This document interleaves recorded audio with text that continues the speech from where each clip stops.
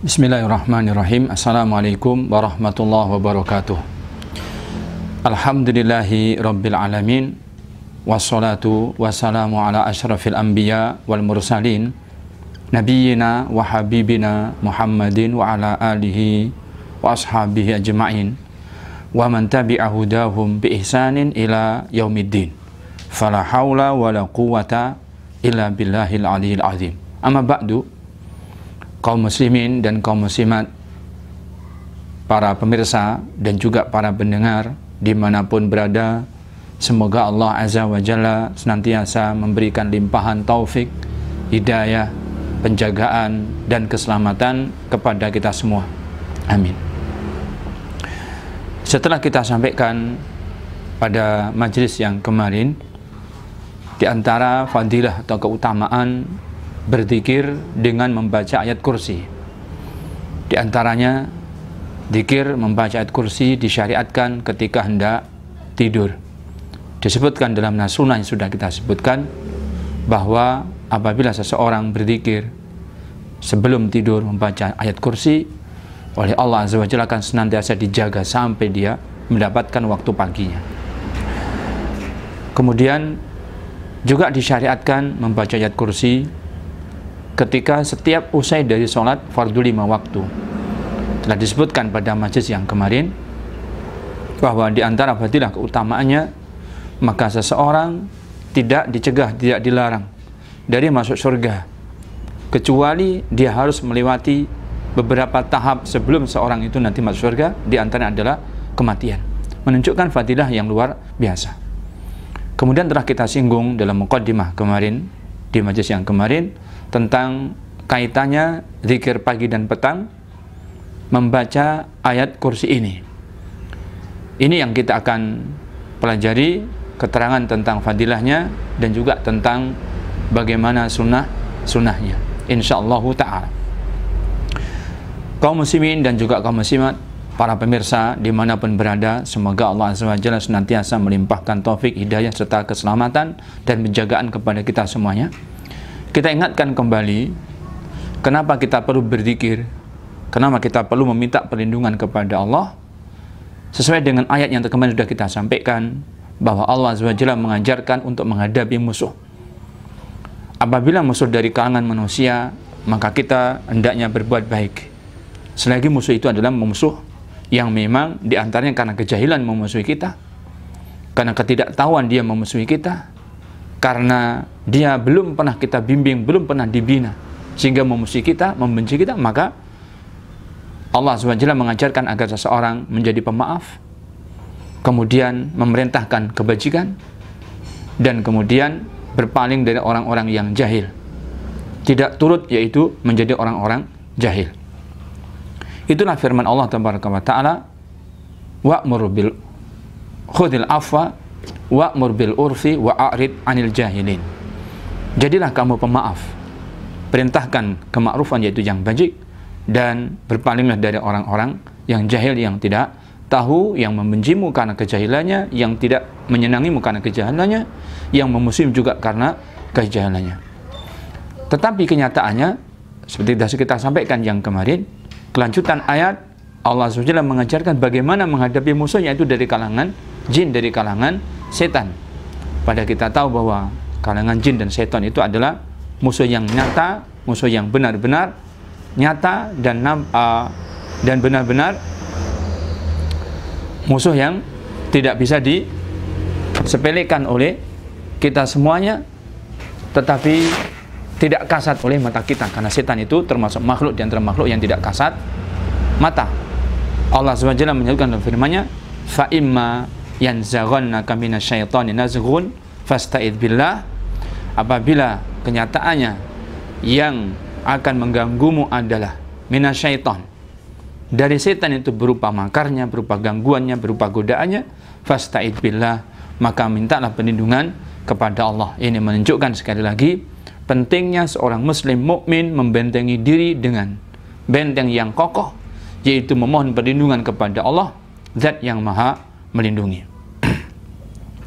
Kaum muslimin dan juga kaum muslimin yang dirahmati Allah SWT, kemudian untuk zikir pagi dan petang disyariatkan di antara membaca ayat kursi ini.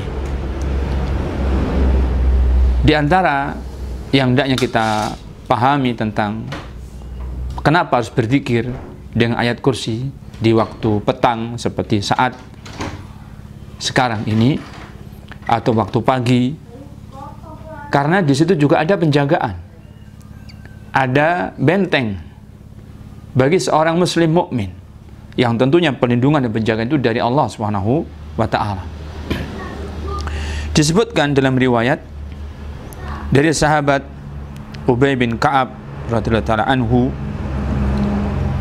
bahwa sahabat Ubay bin Ka'ab radhiyallahu ta'ala anhu, beliau memiliki bejana yang berisi kurma. Bejana ini apabila dicek oleh Ubay bin Ka'ab, kurmanya berkurang dan berangsur-angsur berkurang. Maka Ubay bin Ka'ab pun menjaganya. Di suatu malam, dia pun menjaga bejana yang berisi kurma tersebut. Tiba-tiba di saat malam hari, Ubay bin Ka'ab menjaga bejana yang berisi kurma tersebut, didapatinya ada seorang bocah, perawakannya benar-benar perawakan bocah, yaitu dari kalangan manusia, tetapi sudah balik kalau dilihat dari perawakan bocah ini. Maka diucapkanlah salam kepadanya, maka dijawablah salam tersebut. Kemudian Ubay bin Ka'ab bertanya kepadanya, "Ma anta jinniyun am insiyun?" Kamu ini siapa? Kamu ini dari kalangan jin apa dari kalangan manusia?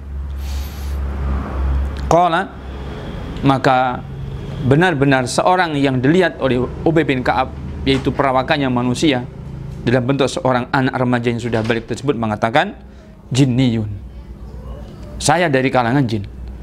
Ini menunjukkan bahwa benar-benar ada apa yang tidak pernah disangka oleh sebagian kita, bahwa terkadang setan dan jin itu mendatangkan godaan, mendatangkan makarnya. Mereka tidak kasat, artinya tidak pernah terkasatkan oleh mata kita. Tapi ada juga di antaranya jin dan manusia itu yang dia menggoda dan mengganggu itu benar-benar datang dalam bentuk manusia, dalam bentuk makhluk yang kasat oleh manusia. Contohnya adalah ini. Bahkan jin datang dengan perawakan, perawakan seorang bocah yang sudah benar-benar ihtilam, yaitu benar-benar sudah balik. Begitu yang dilihat oleh Ubay bin Ka'ab. Kemudian setelah itu pun Ubay bin Ka'ab mengatakan kepadanya, "Fana wilni yadak." Ulurkan tanganmu kepada saya. Ulurkan tanganmu kepadaku. Lantas dipegangnya tangan bocah yang sudah balik tadi oleh Ubay bin Ka'ab. Maka Ubay bin Ka'ab berkisah, "Fa'idha yaduhu yadu kalbin." Ternyata apabila dijamah, tangan bocah ini adalah tangannya kalbin, tangannya anjing. Wa sya'ruhu sya'ru kalbin. Demikian pula bulu-bulu yang ada di tangan ini pun benar-benar bulu anjing. Maka berkatalah Ubay bin Ka'ab kepadanya, "Hadza khalqul jin." Demikiankah bentuk asli penciptaannya jin? Ditanyakan oleh Ubay bin Ka'ab kepada jin tersebut. Qala, maka berkatalah Ubay bin Ka'ab, "Qad alimatil jinnu annama fihim rajulan asyadda minni." Sungguh kalangan jin itu tentu sudah tahu bahwa di antara manusia ada seseorang asyadda minni, yang lebih kuat daripada diriku. Qala, maka berkatalah Ubay bin Ka'ab, "Fama ja'a bika?" Ada keperluan apa kedatanganmu? Kaum muslimin dan kaum muslimin yang dirahmati Allah Subhanahu wa ta'ala, ini menunjukkan kepada kita apa yang disebutkan dalam nas sunnah, bahwa di antara penjelmaan jin atau setan itu dalam bentuk binatang seperti anjing, ternyata juga dalam bentuk yang lainnya, termasuk dalam bentuk manusia yang sempurna, seperti disebutkan oleh Ubay bin Ka'ab dalam kisah ini, bahwa Ubay bin Ka'ab melihat benar-benar ini adalah seorang remaja yang sudah balik, tapi kenyataannya ketika dijamah oleh Ubay bin Ka'ab, maka tangannya terasa benar itu adalah tangannya anjing. Demikian pula bulu-bulunya juga bulu-bulunya anjing. Dan dikatakan ada kalangan jin itu yang memiliki kekuatan, yang sifatnya kekuatan ini yang satu dengan yang lain berbeda-beda. Demikian pula seperti manusia. Manusia juga demikian, ada yang lemah, ada yang kuat, yang juga berbeda-beda. Pernyataan yang disebutkan di dalam nas hadis ini menunjukkan bahwa seperti disebutkan oleh sebagian ulama, di antara makhluk-makhluk Allah itu ada malaikat, ada jin, ada manusia. Maka yang paling lemah adalah manusia. Kemudian setelahnya yang lebih kuat dari manusia adalah kalangan jin. Kemudian yang paling kuat di antaranya adalah kalangan malaikat. Kalaulah yang datang tadi itu adalah seorang bocah atau seorang remaja yang sudah balik, ketika dijamah oleh Ubay bin Ka'ab, terasa benar bahwa tangannya adalah tangannya anjing, bulu-bulunya juga bulu-bulu anjing, maka tidak bisa dikatakan pastilah jin yang datang ini memang kekuatannya sebagaimana layaknya seorang bocah. Tetapi karena jin adalah ketika datang adalah penjelmaan jin itu sendiri, menjelma dengan manusia, tentunya dengan kehendak dan takdirnya Allah Tabaraka wa Ta'ala, maka tidaklah disifati kekuatan aslinya jin tersebut, sehingga tidak bisa diremehkan. Sehingga Ubay bin Ka'ab dan jin ini dalam dialognya nampak bahwa jin ini menyatakan dirinya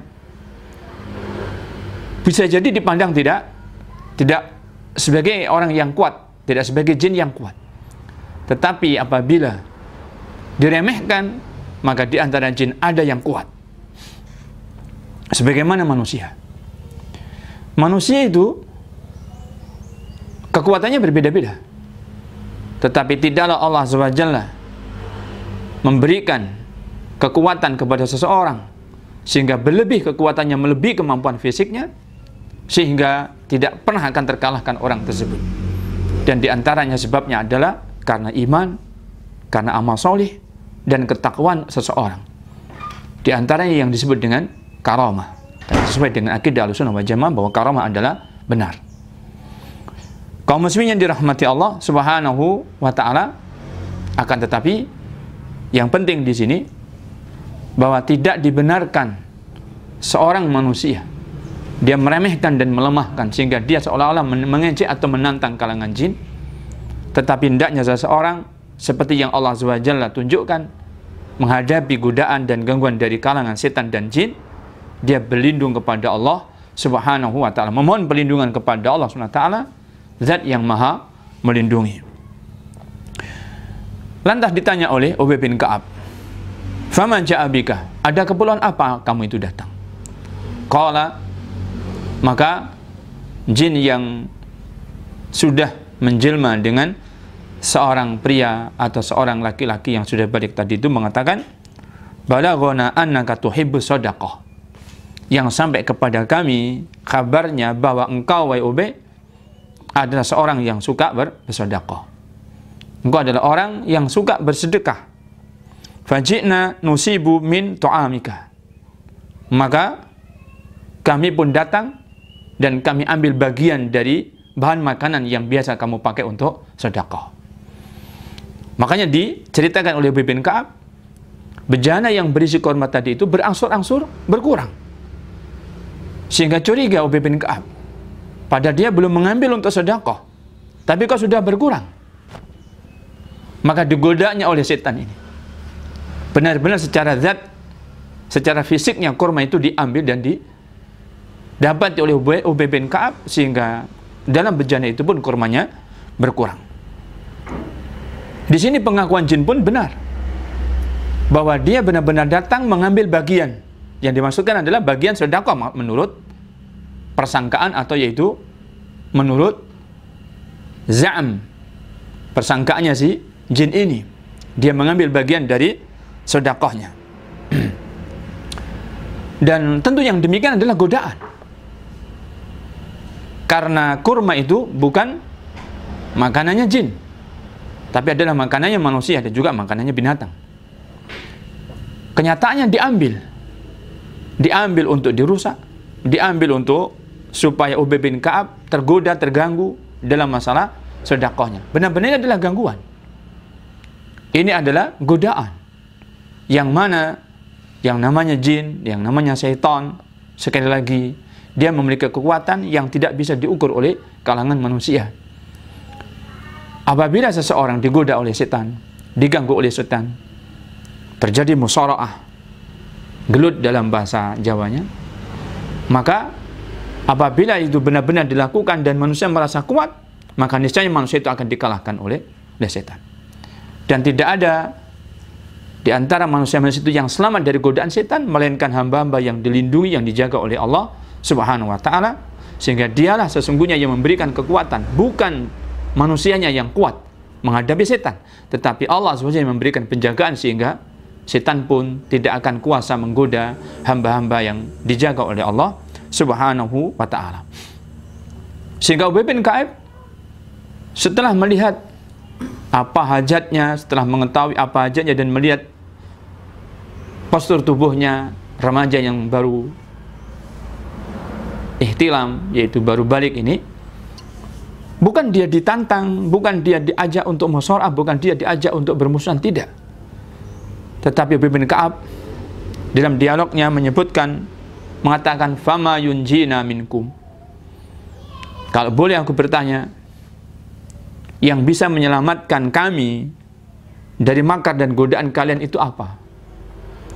Yang bisa menyelamatkan kami dari makar dan godaan antum kalian yang seperti ini itu apa? Qala, maka jin tadi mengatakan, hadil ayah allati fi suratil Baqarah.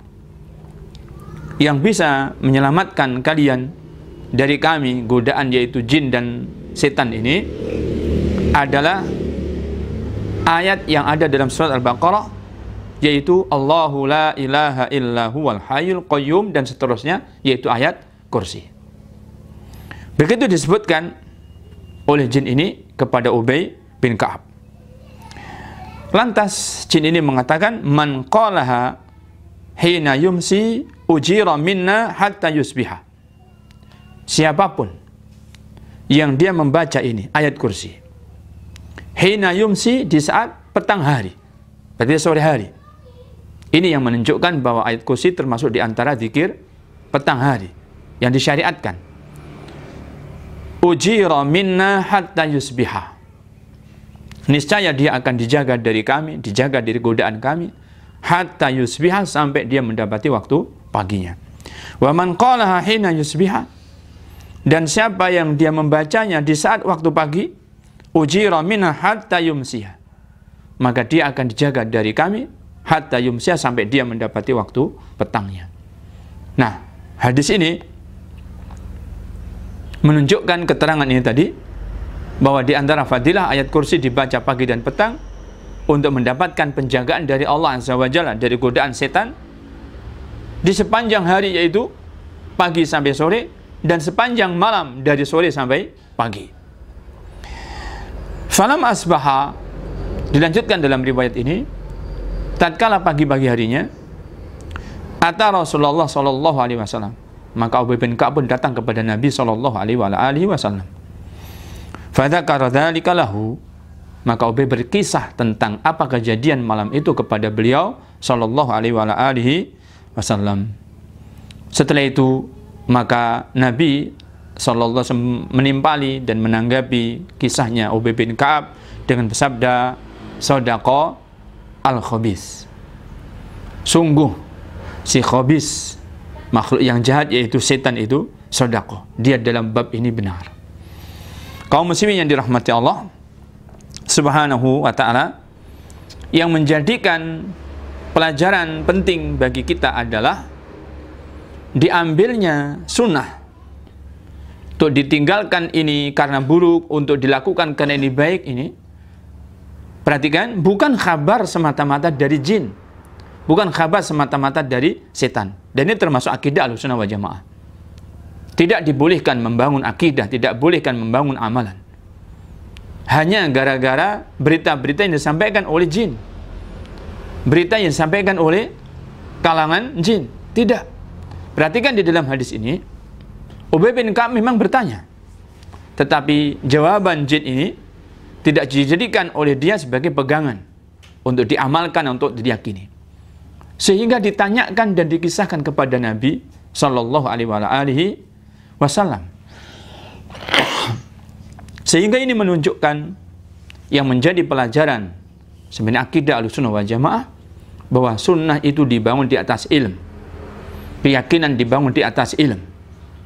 Tidaklah benar dan tidak dibenarkan mengambil satu syariat pun keluar dari syariat ilmu, apalagi diambil dari kalangan jin dan diambil dari orang-orang yang tidak memiliki ilmu.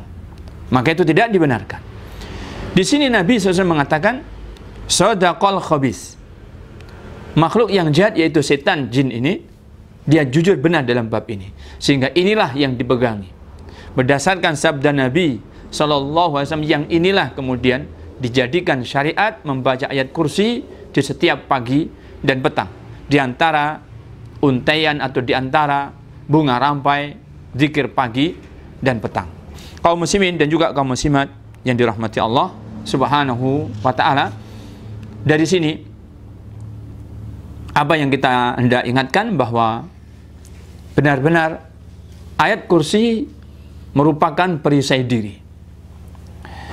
Bahkan ayat kursi merupakan perisai diri pada diri seseorang, pada keluarga seseorang, dan juga pada harta seseorang.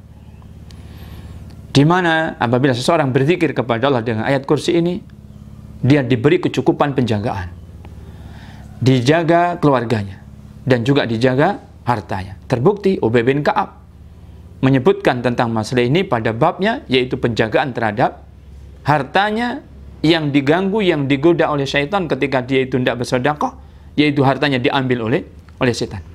Dan Rasul menyebutkan dalam bab ini kebenaran